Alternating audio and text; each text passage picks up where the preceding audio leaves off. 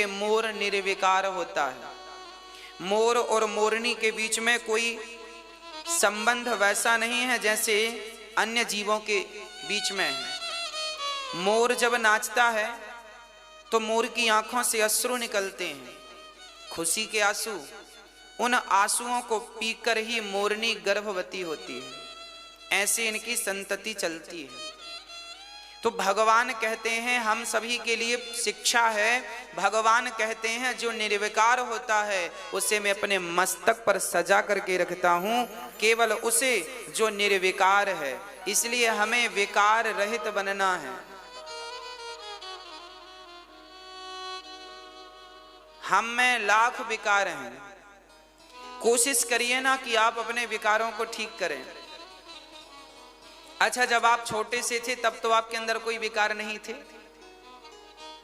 थे क्या? जब आपका जन्म हुआ था, 2 साल के थे, 3 साल के थे, तब आपके अंदर कोई विकार नहीं था। ना काम था, ना क्रोध था, ना लोभ था, ना मोह था, ना अभिमान था। पर ज्यों-ज्यों उम्र बढ़ती गई आपके भीतर विकार आते गए। अब आपने ही विकार रखे हैं तो हटाएगा कौन? बोलो भाई, आपने ही तो भरे हैं तो हटाएगा कौन? आप ही हटाएंगे। तो वही तो हम कह रहे हैं कि मौत आए, मृत्यु आए, उसके पहले अपने समस्त विकारों को मिटा दीजिएगा। और जिस दिन विकार मिट जाएंगे उस दिन भगवान अपने चरणों में स्थान हमें दे देंगे। जैसे मोर के पंख को मस्तक पर स्थान दे रखा है, ऐसे हमें ठाकुर जी अपने चरणों में स्थान दे देंगे। कब? जब हम विकार रहित तो हो जाएंगे। अभी तो आप अपना परिचय दीजिए कि आप कितने विकारी हैं या निर्विकार हो गए हैं। आप अच्छे से जानते हैं। भगवान ने मोर का पंख क्यों धारण किया है, इसका एक कारण और है। कारण यह है कि मोर को कहते हैं पक्ष, मोर पंख को कहते हैं पक्ष, इसलिए भगवान का एक नाम पड़ा है पक्षधर। और मोर को पक्ष भी बोलते हैं, है ना, पंख को पक्ष। तो भगवान ने मोर पंख इसलिए धारण किया है क्योंकि भगवान आपसे कहना चाहते हैं कि मैं पक्षधर हूं। अच्छा, भगवान पक्षपाती हैं? भगवान पक्षपाती हैं? कैसे हैं भगवान? पक्षपाती हैं। अच्छा, भगवान किसका पक्ष लेते हैं? जैसे माँ हमेशा अपने पुत्र का ही पक्ष लेती है, उसी प्रकार भगवान सदा अपने भक्त का ही पक्ष लेते हैं। पक्ष लेने के कारण भगवान का नाम हो गया पक्षधर। ये पक्ष का प्रतीक इसी को भगवान कहते हैं कि मैं पक्षधर हूं। मैं, बाली ने कहा था अपनी पत्नी तारा से, कह बाली सुन भीरु प्रिय समदर्शी रघुनाथ। भगवान का एक नाम है समदर्शी। समदर्शी मतलब सबको एक ही दृष्टि से देखते हैं। पर ये नाम भगवान का प्रमाणित है तो है, पर भगवान इसमें कायम नहीं है। बाली कहता है कि कह बाली सुन भीरु प्रिय समदर्शी रघुनाथ, जो कदाचि मोहि मारे हूँ तो पुनि हों सनाथ। जब राम से युद्ध, जब सुग्रीव से युद्ध करने वाली गया तो तारा ने समझाया था कि सुनो, अब वो सुग्रीव पहले वाला सुग्रीव नहीं है, अब उसके सिर पर राम जी का हाथ है, इसलिए उसे मारना संभव नहीं है, पंगा ना लो। परिणाम क्या हुआ?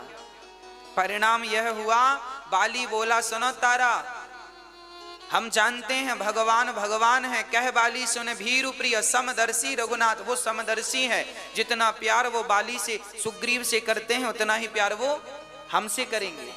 अच्छा, तो फिर जाओ।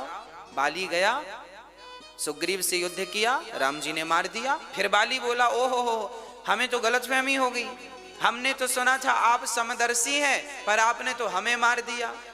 कारण कवन नाथ मोहि मारा, मैं वैरी सुग्रीव प्यारा, बताओ मुझे क्यों मारा? आप तो समदर्शी हो ना, फिर मुझे क्यों मारते हो? तब राम जी ने कहा, भैया मैं समदर्शी हूं, इसलिए ही मैंने तुम्हें मारा, क्योंकि मैं तुम्हें ना मारता तो तुम्हारी अधोगति हो जाती, तो तुम्हें मार कर मैं वही गति दे रहा हूं जो कल को सुग्रीव को दूंगा, वही गति आज तुम्हें दे रहा हूं। इसलिए सुग्रीव भजन से वो गति पाएगा और तुमने इस दुश्मनी से ही वो गति प्राप्त कर ली, क्योंकि तुमने अपने भाई की पत्नी का हरण किया है और वरण किया है, इसलिए तुम मौत के ही अधिकारी हो। अनुज बधु भगनी सुतनारी सुन छठ कन्या सम ऐचारी, इन्हीं को दृष्टि बिलोकय जोई, ताही वधे कछु पाप ना होई। तुम्हें मारने से कोई पाप नहीं। कहने का अर्थ क्या है? भगवान ने बड़ी चतुराई से सुग्रीव का पक्ष ले लिया। अच्छा, सुग्रीव भी जब राज पाया पावा, राजकोष पुरनारी, सुग्रीव ही सुधि मोरी विसारी। जब सुग्रीव ने धन धान्य पाया तो राम को भूल गया। जो अपराध बाली ने किया था वही अपराध सुग्रीव ने किया था, पर राम जी ने बाली के अपराध को तो देखा, पर सुग्रीव के अपराध को इसीलिए नहीं देखा क्योंकि वो मेरी शरण में आया है। और शरणागत कहूँ जे तजहि हित अनहित अनुमान, तेनर पावर पापमय तिनहि बिलोकत हान, सन्मुख होहि जीव मोहि जवहि, जन्म कोटि अघ ना सहि तवहि। क्या करूं? भगवान भी तो वचनबद्ध हैं। भगवान कहते हैं कि पापी से पापी यदि मेरी शरण में आकर कह दे कि नाथ मैं आपका हूं, उसी क्षण भगवान उसके समस्त पापों को भूलकर उसे मोक्ष का अधिकारी बना देते हैं। यही तो भगवान की भगवत्ता है। अहो वकीयम स्तन कालकूटम, पूतना में कौन से गुण थे साहब, तार दिया उसे।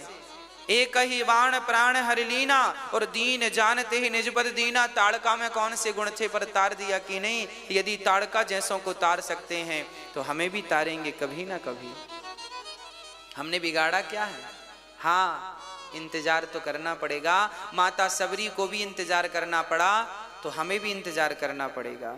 मीराबाई को भी पूरी जीवन पूरी जवानी उसने भगवान के भजन में तपा दिया है, तब जाकर जीवन की आखिरी श्वासों में भगवत प्राप्ति हुई। हमें भी इंतजार करना पड़ेगा। इंतजार कर सको तो भक्तों की लाइन में बैठो, और यदि इंतजार ना कर सको तो जाओ भोगियों के बीच में बैठ जाओ। योगियों को तो इंतजार करना पड़ेगा। अब आप कहो कि आज ही आज मिल जाए भगवान, तो साहब आज के आज तो बच्चे को भी पैदा होने में 9 महीने लगता है। किसान भी फसल बोता है तो 4 महीने लगते हैं। आम का पेड़ लगाओ तो 5 महीने में फल आने की उम्मीद लगती है। तो भगवान आज के आज कैसे मिलेंगे? तपाना पड़ेगा। तपो दिव्यम पुत्र कायेन सत्वम, शुद्ध्यै दस्मात् ब्रह्म सौख्यम त्वनंतम। तो तपाना पड़ेगा हमें। तपो दिव्यम, तपो, जितना तप सकते हो तपो। सोने में चमक आएगी यदि वो तपेगा तो भगवान मस्तक पर मुकुट के स्थान पर मुकुट पर मोर का पंख सजाए हैं, क्योंकि वो पक्षधर हैं। भगवान पक्षपाती हैं। तारा है सारा जमाना, नाथ हमको भी तारो।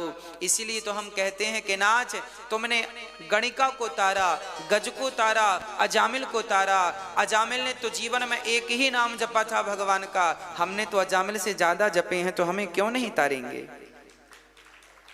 बस विश्वास रखिएगा, प्रबल विश्वास हो बस।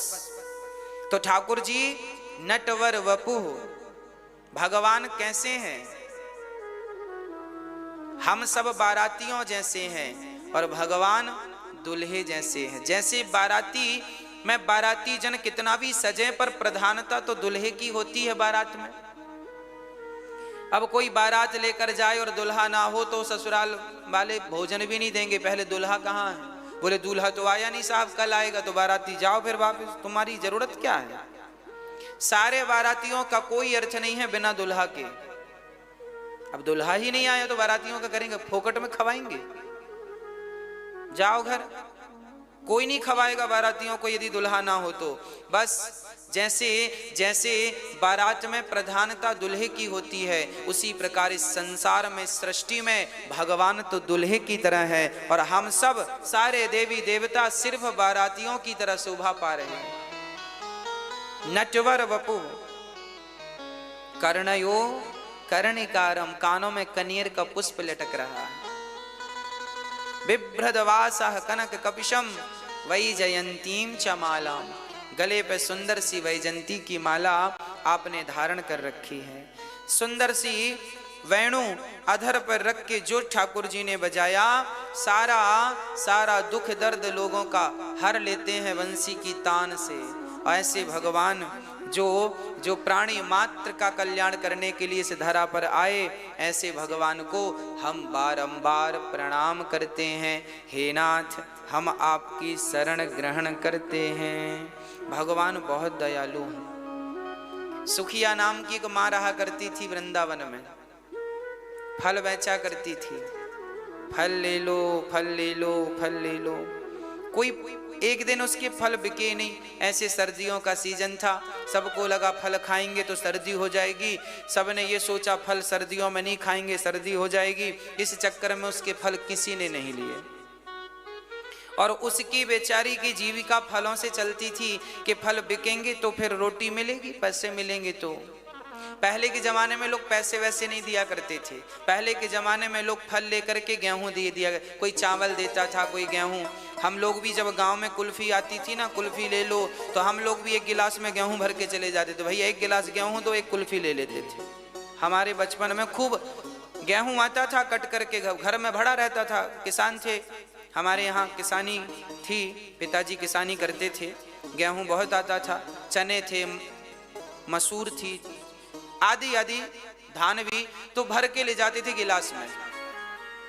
तब अक्कल नहीं थी, कई बार तो लोटा में भर के ले जाते थे। तो लोटा में भर के ले जाओ या गिलास में भर के ले जाओ, वो कुल्फी एक ही देता था कुल्फी वाला। तो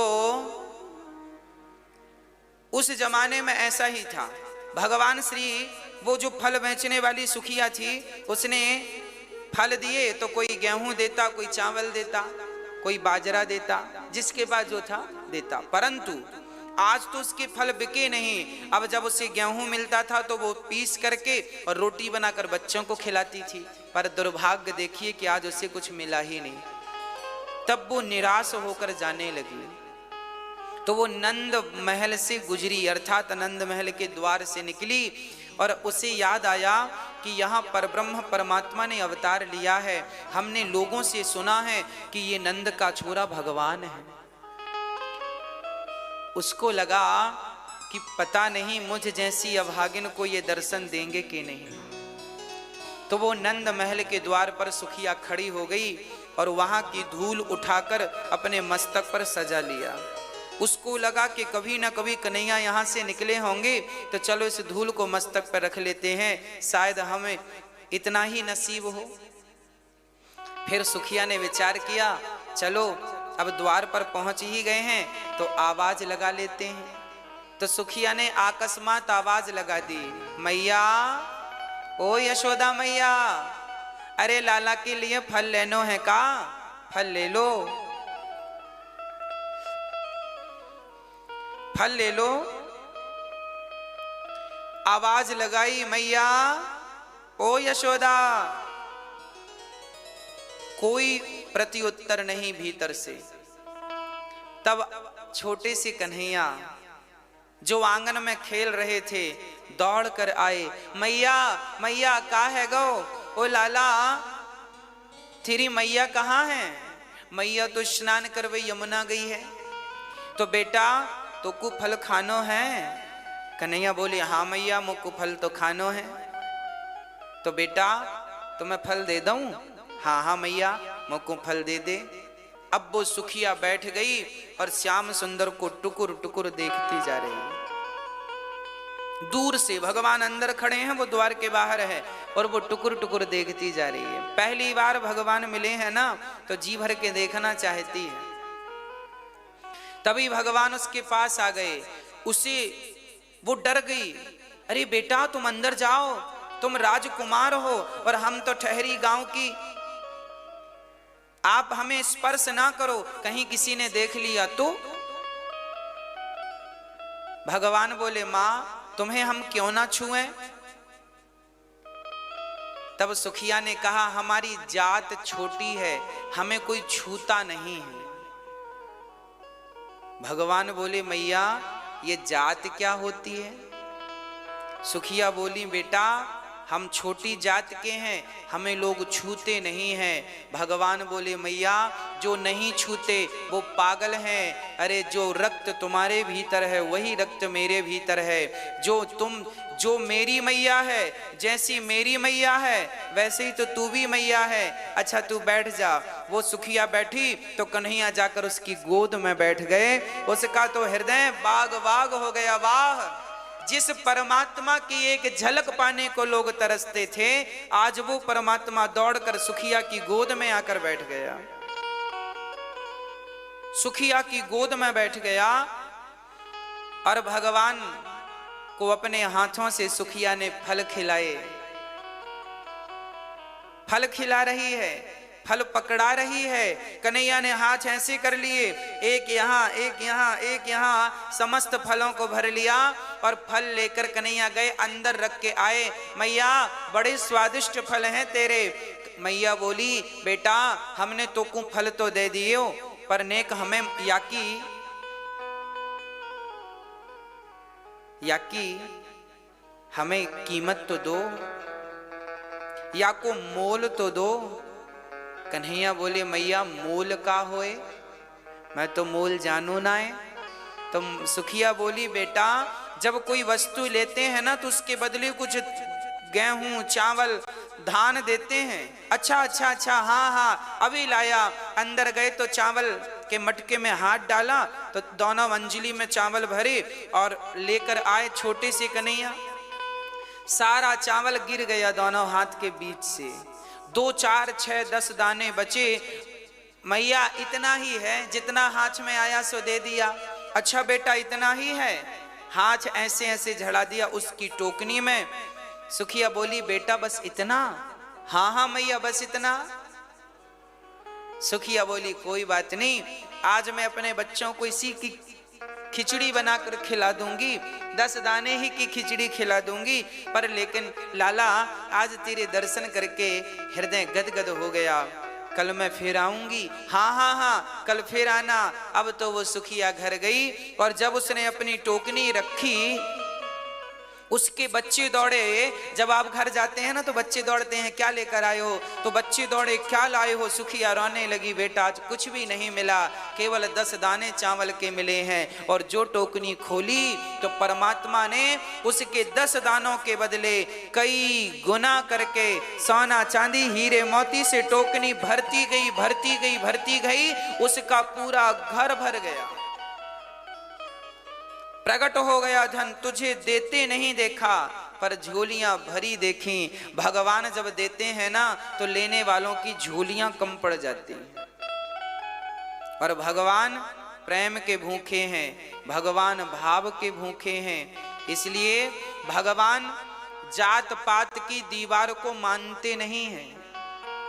भगवान कहते हैं कि भगवान श्री राम ने माता सबरी से कहा है कि मेरा तो भक्ति का नाता है, माना हूं एक भगति कर नाता। मैं तो केवल भक्ति का नाता मानता हूं, बाकी मैं दूसरा कोई रिश्ता कोई संबंध नहीं मानता, ना कोई जात मानता ना कोई पात मानता। मैं तो केवल भक्त की भक्ति को स्वीकार करता हूँ। भक्ति करने वाला किसी भी जात से हो किसी भी धर्म से हो मैं उसे हृदय से लगाता हूँ। यदि वो मेरा है तो फिर वो किसी भी जात क्या फर्क पड़ता है। भगवान राम ने शबरी के बेर खाए और भगवान श्री कृष्ण ने इस माँ को अपने हृदय से लगाया। तो भगवान ने तो कभी विचार किया ही नहीं जात पात का, फिर हम लोग क्यों। देखिए खान पान तो अपनी बात है, हमें जहां अच्छा लगेगा हम वहां खाएंगे। पानी शुद्ध पियो, भोजन शुद्ध करो, बात सही है। पर छुआछूत जात पात की जो बातें हैं, छुआछूत ना मानो, बस छुआछूत नहीं होना चाहिए। हम सब एक हैं, सबको गले लगकर प्रेम मोहब्बत से रहना चाहिए। हम सब एक हैं, ब्राह्मण क्षत्रिय वैश्य शूद्र चारों ही एक पिता की संतान हैं। सबके पिता भगवान है ना। ब्राह्मणों से मुखमासी बाहु राजन्य कृतः ऊरु तदस जदवैश्य पदविहांगुं शूद्रो अजायत। भगवान नारायण के मुख से ब्राह्मण, भुजाओं से क्षत्रि, कमर से उदर से वैश्य, चरणों से शूद्र का जन्म हुआ है। तो भाई पिता तो एक ही हुआ कि नहीं, बाप तो एक ही है। तुम 4 भाई हो, ब्राह्मण क्षत्रि वैश्य शूद्र, भाई 4 हो, तुम सबका बाप पिता तो एक ही है। जब पिता एक है, वेद ये बात कह रहे हैं ब्राह्मणों से मुखमासीद, तो फिर छुआछूत किस बात की? फिर कौन लोग हैं ये जो जात पात का जहर घोल रहे हैं, लड़ा रहे हैं आपस में? हम लड़ रहे हैं, क्यों लड़ रहे हैं भाई? क्या कारण है? कब ठीक करेंगे अपनी ये व्यवस्थाएं? भगवान की तरफ से कभी ऐसी बातें नहीं हुई। भगवान ने निषाद राज को गले लगाया है। सिर्फ भगवान ने नहीं, भारत जी ने भी चित्रकूट जाते वक्त निषाद राज को गले लगाया है, लिखा है ग्रंथों में। जब भगवान राम ने निषाद से कोई छुआछूत नहीं माना, जब भगवान राम ने माता सबरी से कोई छुआछूत नहीं माना, जब भगवान कृष्ण ने कुब्जा से कोई छुआछूत नहीं माना, तो फिर क्यों ये व्यवस्थाएं हम करते हैं?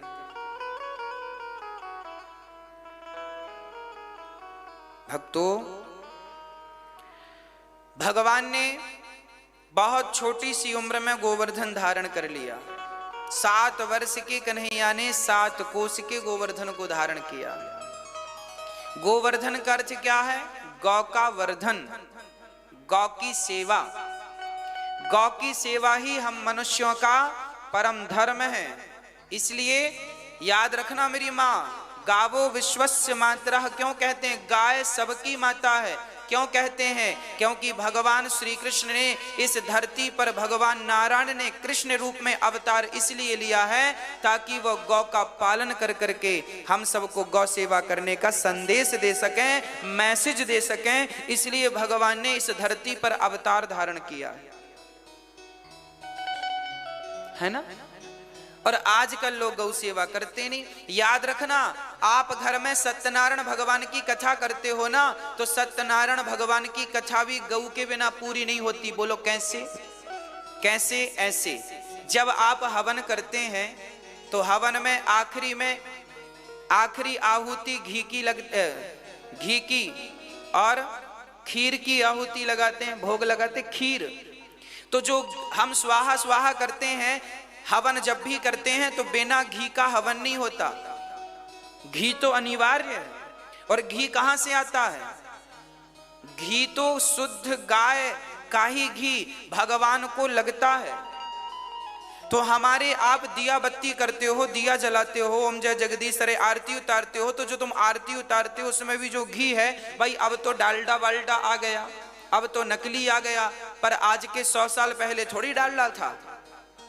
तब तो भारत में एक ही घी हुआ करता था, देसी घी, कोई दूसरा घी थोड़ी होता था। तो घी हम लोग दिया बत्ती करते थे तो तेल वेल भी कम था।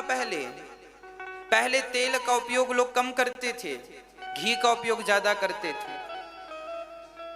तो हमारी पूजा आरती में भी घी लगता है। और याद रखना मेरी माँ, गाय का 1 तोला घी, गाय का 1 तोला घी 1 टन ऑक्सीजन पैदा करता है। ये हम नहीं कहते हैं, बड़े बड़े साइंटिस्ट कहते हैं। दीपक क्यों जलाना चाहिए?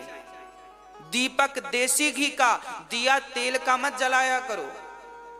घी थोड़ा महंगा पड़ेगा पर दिया घी का ही जलाना चाहिए। इससे क्या होगा? तेल जलाने से कोई ऑक्सीजन उत्पन्न नहीं होती, पर गाय का 1 तोला घी जलाने से 1 टन ऑक्सीजन पैदा होती है। इसलिए देसी घी जलाने की, हवन करने की, यज्ञ करने की परंपराएं सदियों से चली आई हैं। आप लोग कहते हैं हवन क्यों करते हैं, घी क्यों बर्बाद करते हैं? ना, बर्बाद नहीं करते, ऑक्सीजन उत्पन्न करते हैं।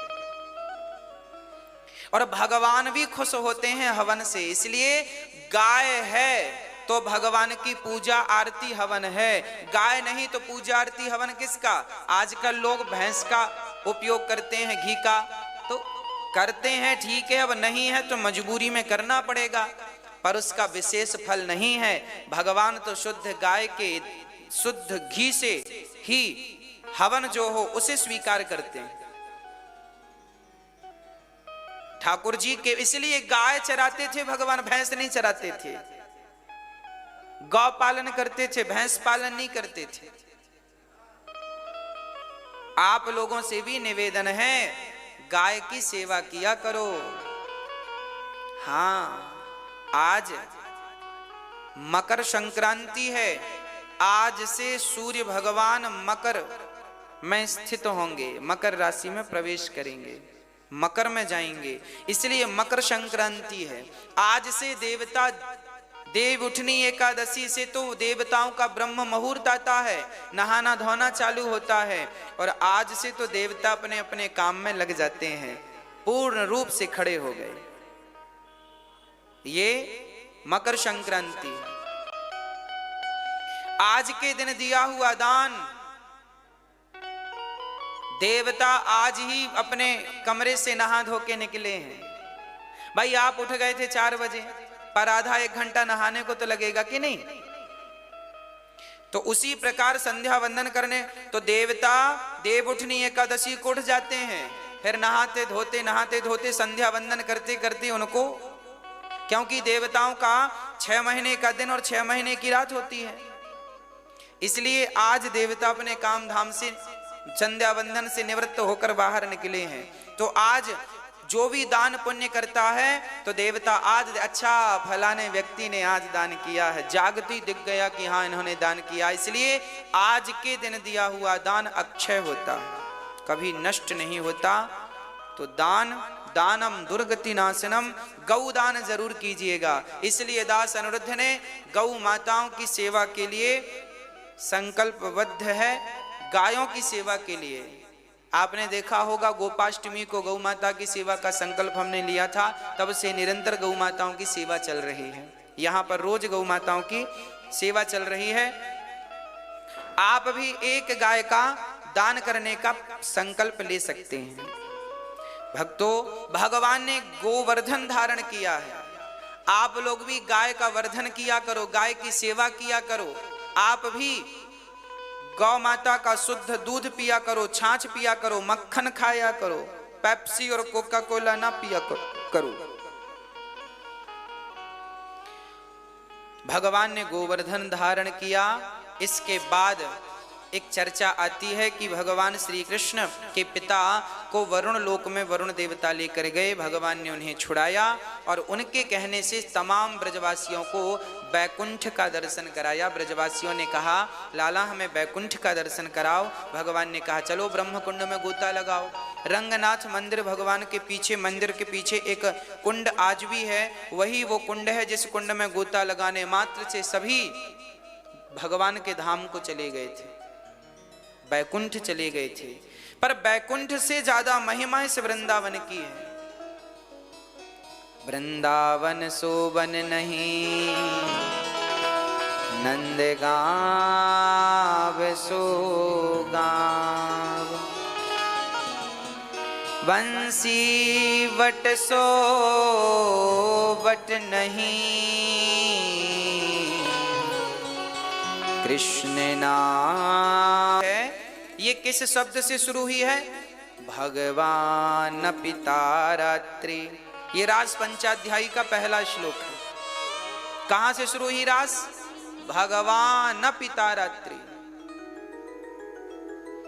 भगवान स्वयं नारायण जो कृष्ण बनकर आए हैं, वह भगवान स्वयं आज रास रचाने का मन बना रहे हैं। मनश्चक्रे, किसका मन? बोले रंतुम, रमण करने का मन बना रहे हैं। कब मन बना? बोले शरदोत्फुल्ल मल्लिका, शरद पूर्णिमा की रात्रि को मन बना। अच्छा, जब मन बना तो फिर भगवान ने क्या किया? बोले योग माया मुपाश्रिता, आज भगवान ने योग माया का आश्रय लिया। अच्छा, भगवान भी माया का आश्रय लेते हैं। माया का आश्रय क्या है? जैसे डॉक्टर ऑपरेशन करने के पहले रीढ़ की हड्डी में इंजेक्शन लगाकर आपको बेहोश कर देता है। क्या कर देता है? बेहोश कर देता है, क्योंकि बिना बेहोश किए तो ऑपरेशन संभव नहीं है। जैसे डॉक्टर हड्डी में इंजेक्शन लगाकर उस अंग को बेहोश कर देता है, मूर्छित कर देता है, उसी प्रकार भगवान माया का आश्रय ले रहे हैं ताकि हम जो लीला करें, ये लीला का आनंद अनुभव केवल वही करें जिन्हें हम करवाना चाह रहे हैं। जिस अंग को फाड़ना है उसी अंग को शून्य किया जाता है। तो जिनके साथ आज ठाकुर जी रमण करना चाहते हैं, आज उन्हीं पर माया का प्रभाव पड़ता है। क्या माया? भगवान श्री कृष्ण आज अपने अधरों पे बांसुरी रखकर बजा रहे हैं, और जब बांसुरी बजी तो उन गोपियों के कानों में सुनाई पड़ी जिन्हें भगवान सुनवाना चाहते हैं। उन लोगों के कानों में बांसुरी सुनाई नहीं पड़ी जिन्हें भगवान सुनवाना नहीं चाहते। ये देखिए माया का आश्रय है। भाई देखो, ये बांसुरी बज रही है तो यहां जितने बैठे हैं सबको सुनाई पड़ रही है कि नहीं?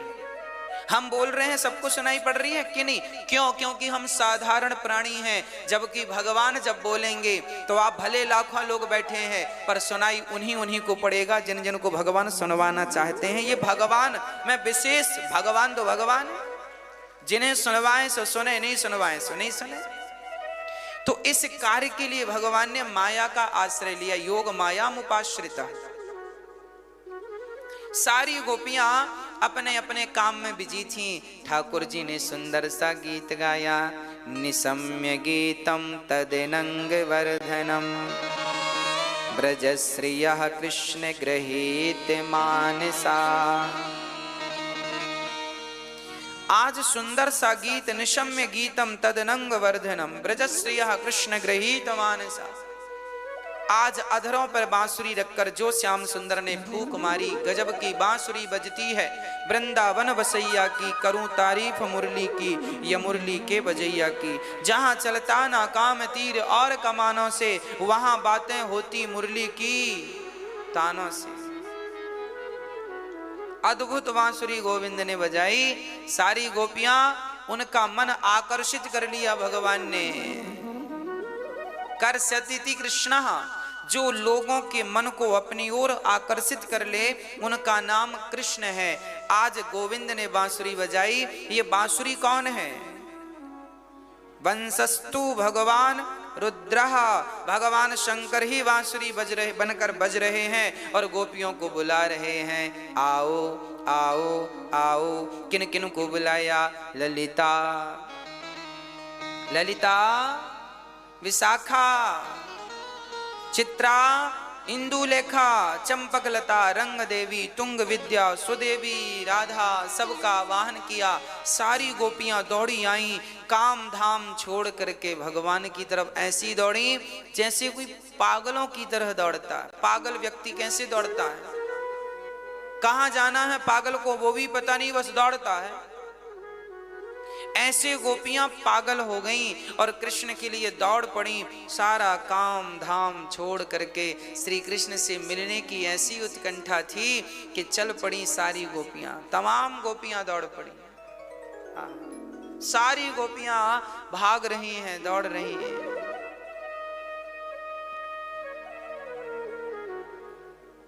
देखते ही देखते कौन कौन गोपियां गईं वो भी जरा सुखदेव भगवान से सुनिए। दोहन्त्योऽभिययुः काश्चित् दोहं हित्वा समुत्सुकाः पयोधिसृत्य संयावा मनुद्वास्या परा ययुः। गाय दौह रही थी सखियां। एक सखी गाय दौह रही थी। कानों में बांसुरी सुनाई पड़ी, गाय को वहीं छोड़कर दौड़ पड़ी। दुहंत्यो भी ययो काश्चित, एक सखी आंखों में काजल लगा रही थी, बांसुरी सुनाई पड़ी, कान आंखों को छोड़ा, एक में लगा एक में लगा नहीं, दौड़ पड़ी कृष्ण से मिलने। एक सखी कपड़े पहन रही थी तो जो हाथ में आया वही, कहीं का वस्त्र पागलों की तरह, बांसुरी सुनाई पड़ी तो आपा खो गई, कुछ याद नहीं रहा, कहीं का वस्त्र कहीं लपेट लिया, कहीं का वस्त्र कहीं पहन लिया और वैसी ही चल पड़ी कृष्ण से मिलने। एक सखी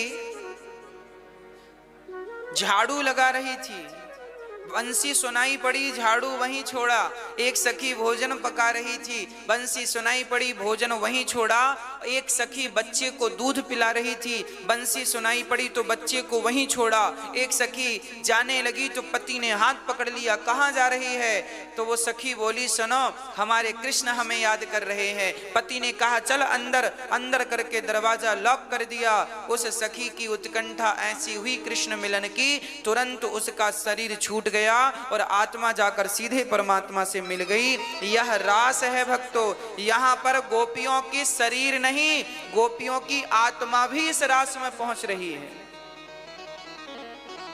ये कोई सामान्य नर, सामान्य व्यक्ति की लीला नहीं है, यह नर और नारायण की लीला है। वह भगवान ही आज यह लीला कर रहे हैं, सारी गोपियों का ध्यान आकर्षित कर रहे हैं।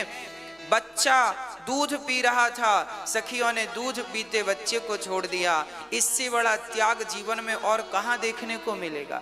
त्याग की प्रतिमूर्ति गोपियां हैं, भक्ति की प्रतिमूर्ति गोपियां हैं। अरे हम भक्तों के लिए तो आचार्य हमारी गोपियां ही तो हैं, भक्ति की आचार्य हैं गोपियां, भक्ति की आचार्य हैं यशोदा, भक्ति की आचार्य हैं गोपियां। सारी गोपियां दौड़ गईं और कृष्ण से मिलने लगी। भगवान ने देखा गोपियां आई हैं, भगवान ने समस्त गोपियों का स्वागत किया। स्वागतम्बु महाभागः प्रियं किं करवाणि वः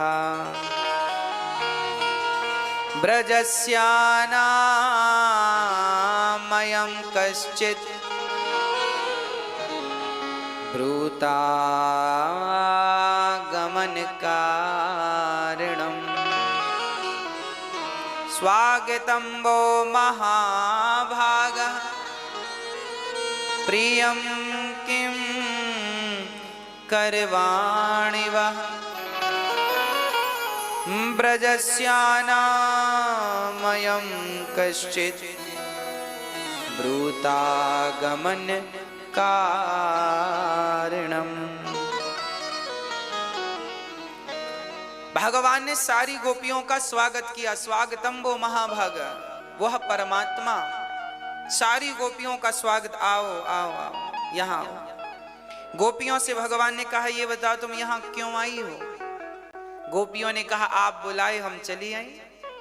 आपने तो बांसुरी बजाकर, भगवान बोले हम बांसुरी तुम्हें बुलाने के लिए थोड़ी बजा रहे थे, हम तो अपने सुख के लिए, आनंद के लिए बांसुरी बजा रहे हैं। तुम आ गई, अब आई हो ना, मिल लिया, देख लिया, दरस परस कर लिया, अब जाओ। भगवान ने गोपियों से तुरंत कह दिया जाओ।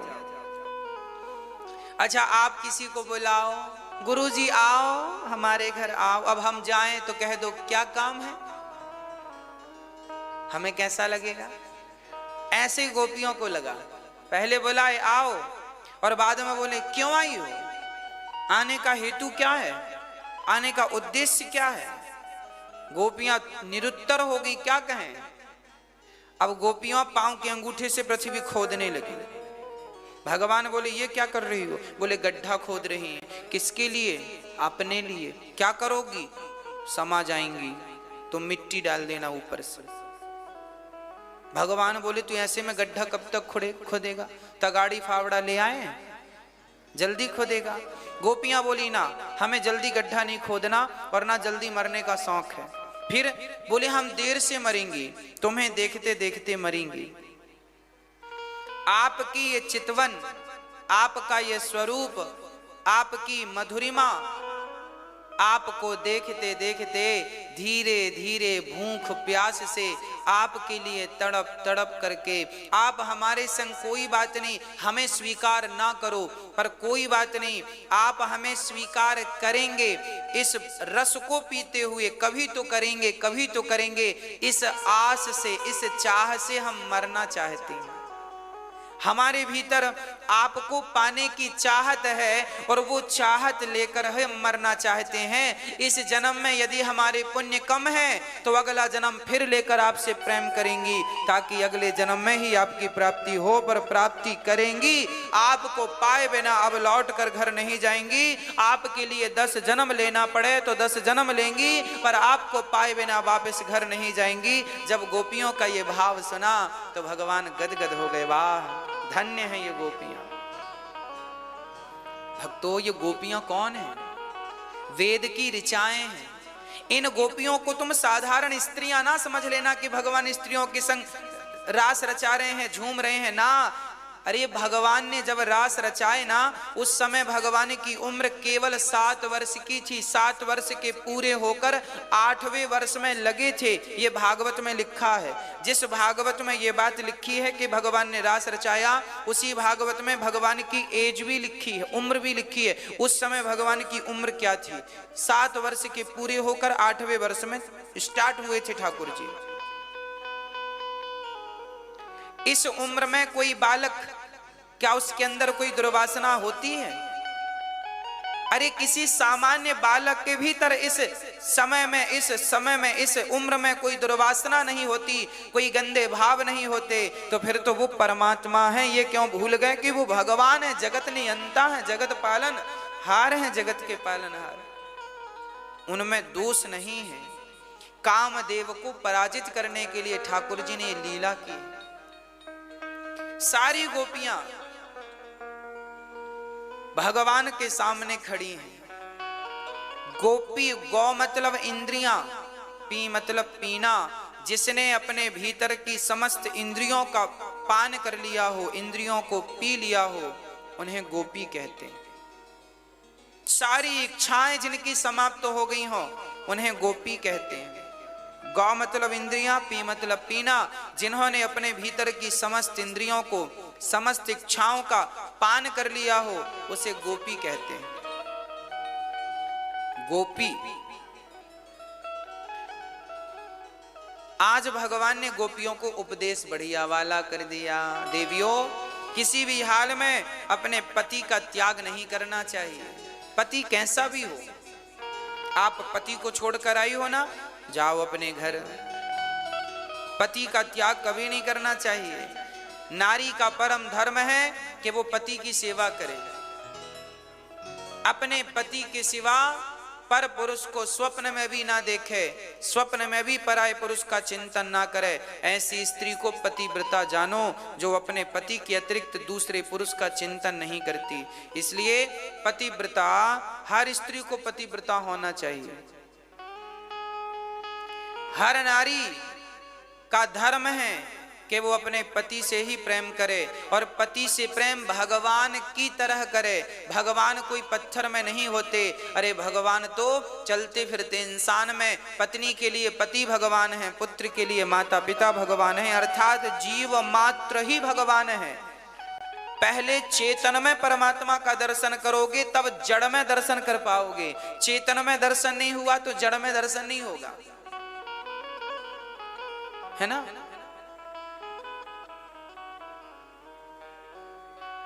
भाई, जिंदा व्यक्ति में, खाता पीता व्यक्ति में, उसमें तो तुम्हें भगवान का दर्शन हुआ नहीं, तो पत्थर में हो जाएगा।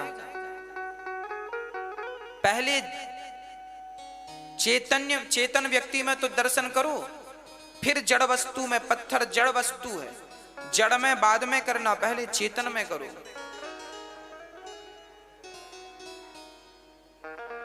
भक्तों, इसलिए नारी का धर्म भगवान भागवत में कह रहे हैं। दोहशीलो दुर्भगो वृद्धो जड़ो रोग्य धनो पिबा, पति स्त्रीभिर्नहातव्यो लोकेप्सुभिर्पातकी।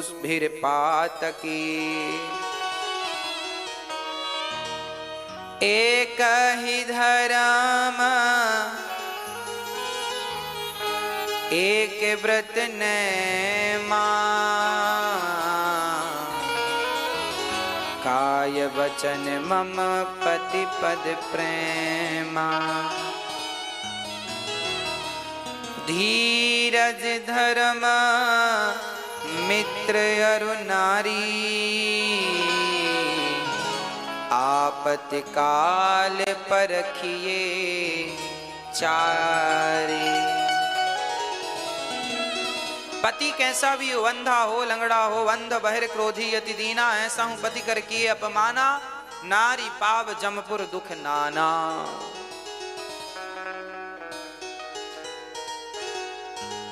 स्त्री स्वप्न में भी पर पुरुष का चिंतन ना करे। कितनी बढ़िया बात शास्त्रों में लिखी है, क्यों?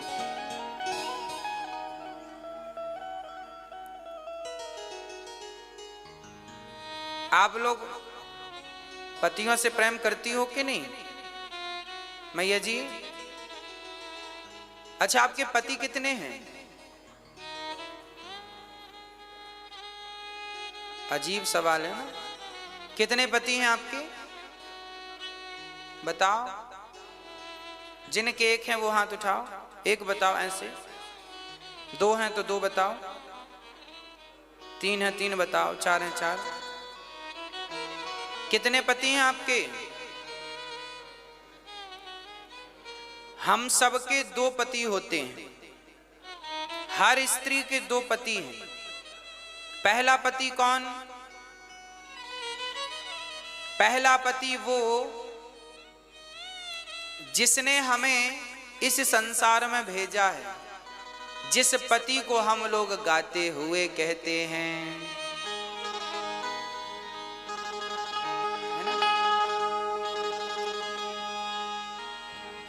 तुम हो एक अगोचर, सबके प्राणपति, स्वामी सबके प्राणपति। किस विध मिलहूं दया मैं, किस विध मिलूं श्री श्याम जी, तुमको मैं कुमति। ओम जय जगदीश हरे, तुम हो एक अगोचर, सबके प्राणपति, स्वामी सबके प्राणपति। ये जो कन्हैया है, भगवान है, ये हम सबके प्राणों के कौन है? कौन है? पति। रियल पति यही है। ये प्राणों के पति हैं। आपके प्राणों पर किसका अधिकार है? परम पिता परमात्मा का पति है वह। और आपके शरीर पर किसका अधिकार है? आपके उन पति पर जिसने मांग भरी, मंगल सूत्र पहनाया। एक पति वो है जो आपके तन पर अधिकार रखते हैं, एक पति वो हैं जो आपके प्राणों पर अधिकार रखते हैं। जब तन पर अधिकार रखने वाला पति धरा पर संसार में ना रहे तो अपने उस पति को याद करिएगा जो ऑलरेडी सबके पति हैं। उस पति को किसी भी संबंध से आप पुकार सकते हैं, कोई फर्क नहीं पड़ता कि आप पति कहो, हैं तो सबके पति वो। पति मतलब पार रक्षणे धातु से पति बनता है, रक्षा करने वाले को पति कहते हैं। जैसे राष्ट्रपति, तो राष्ट्रपति हमारे राष्ट्रपति कौन है? बोलो। हाँ है जी, रामनाथ जी हैं अभी, तो हमारे राष्ट्रपति हैं वो। तो पति देखो, एक पति आपके पति हैं, एक राष्ट्रपति हैं। तो राष्ट्रपति है, ऐसे जैसे राष्ट्रपति है ऐसे भगवान ऑलरेडी सबके पति है। अब इन पति को किसी भी भाव से आप भज सकते हैं, है ना।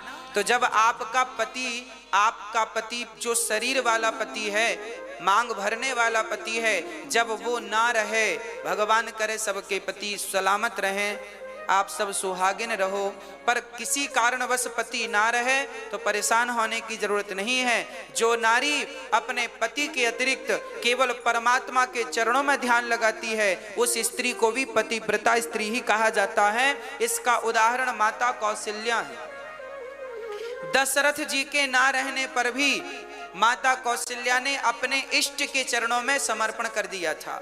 नारी या तो अपने पति के चरणों में समर्पण करे या तो भगवान के चरणों में समर्पण कर दे, तो दो पति कहीं भी समर्पण कर लो। इसलिए जब सांसारिक पति ना रहे तो परमपिता परमात्मा को ही अपना आराध्य मानकर स्वीकार कर लीजिए। किसी भी संबंध से भजिए, फर्क कोई नहीं पड़ता। जो भाव आपका है वो भाव से गुरु मान लो, पति मान लो, जो मानना भगवान को सब मान सकते हैं। मीराबाई ने पति के भाव से भजा, मीराबाई ने भगवान को पति के भाव से भजा, गोपियों ने भगवान को पति के भाव से भजा, द्रौपदी ने भगवान को भाई के भाव से भजा। द्रौपदी अपना भाई मानती है। तो जाकी रही भावना जैसी मां यशोदा ने पुत्र के भाव से भजा। मां यशोदा क्या मानती है? मेरा बेटा है। तो वह एक परमात्मा, यदि तुम मां बनो तो वो बेटा बन जाए, तुम पत्नी बनो, वो परमात्मा वो एक ही है। सब कुछ बनने की सामर्थ्य। किसी भी रिश्ते से जाओ वहां पहुंचो, बस कहने का अर्थ ये है। रिश्ता कोई भी हो पर वहां पहुंचना है आपको,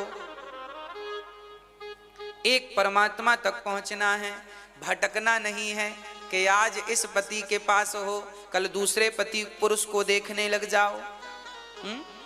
इसलिए स्त्रियों का धर्म है, जो नारी अपने पति को छोड़कर पराये पुरुष को देखती है, पराये पुरुष को गलत भाव से देखती है, गलत भाव रखती है, ऐसी नारी सीधा नरक जाती है।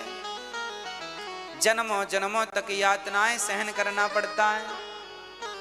रौरव नरक, महारौरव नरक, कुंभी पाक, अंध्रता मिश्र, ऐसे भयंकर नरकों में जाकर पाप का फल भोगती रहती है। इसलिए नारी यदि पतिव्रता हो गई तो वो अपने दोनों कुलों को तार देती है। इसलिए पति कैसा भी हो, अंधा हो, लंगड़ा हो, बहरा हो, काना हो, फिर भी पति का त्याग नहीं करना चाहिए। शास्त्र आपको आज्ञा नहीं देता पति का त्याग करने की। पति के संग रहो और संग में रह करके भगवान का चिंतन करो।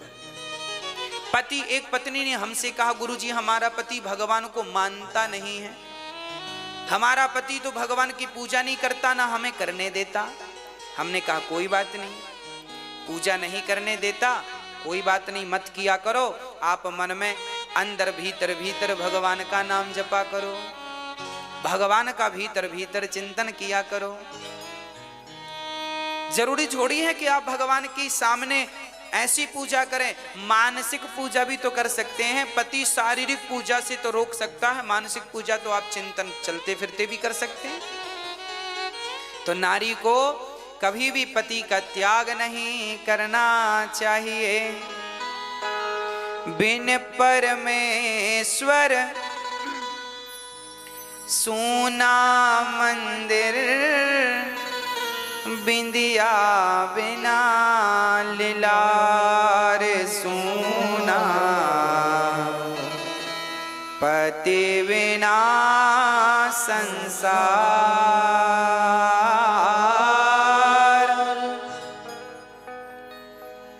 बिन परमेश्वर सूना मंदिर, बिंदिया बिना लीलार सूना, पति बिना संसार।